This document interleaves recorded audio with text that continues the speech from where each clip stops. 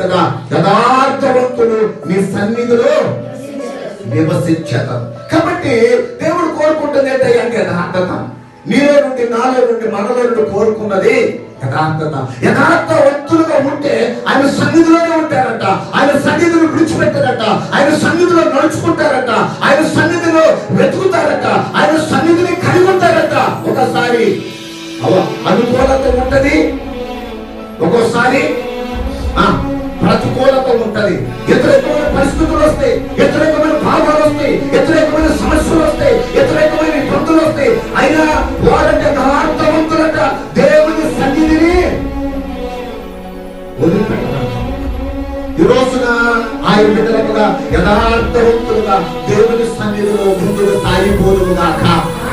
ప్రభు చూస్తాడు ఆయన చేసిన కార్యాలని తన యొక్క భక్తుల జీవితాలలో, యథార్థంగా ఉన్న బిడ్డల జీవితాలలో, వారి కుటుంబ జీవితాలలో, వారి దేశంలో, వారి కుటుంబాలలో, వారి పిల్లల జీవితాలలో చేసిన కార్యాలు ఎన్నో ఉన్నాయి. ఈ దినాన్ని ప్రభు మనకి ఇచ్చిన అనుభవం అంటారు కదా, యథార్థవంతులు ఆయన సన్నిధిలో నివసించగలరు. దేవునికి స్తోత్రం.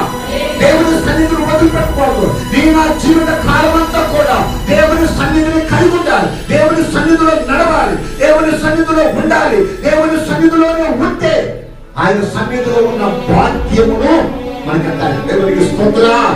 ఎంత భాగ్యం ఉందో, ఎవరికి ఎంత స్థితి ఉందో, ఎంత అదిగో మరి దేవుని యొక్క ఆధిక్యత దేవుడు ఇస్తున్నాడు తెలియదండి. ఆయన దేవుడు దీనులను పెద్ద కుప్పల నుండి లేవనెత్తువాడుగా ఉన్నాడు. దేవునికి స్తోత్రం.